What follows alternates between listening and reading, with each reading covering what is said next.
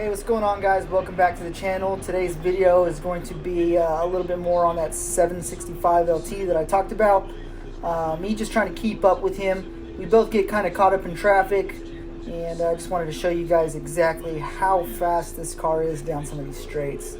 We're here at Auto Club Speedway. If you guys aren't familiar with this track, it's not really too technical. There's only really two parts maybe of the track that are, require some actual technique, but other than that, it's pretty straightforward. A lot of straights and hairpins and straights and a hairpin. So yeah, that's pretty much it. But trying to keep up with him, and you'll just see how goddamn fast that car is. It's just crazy. So I hope you guys enjoy it, and talk to you later.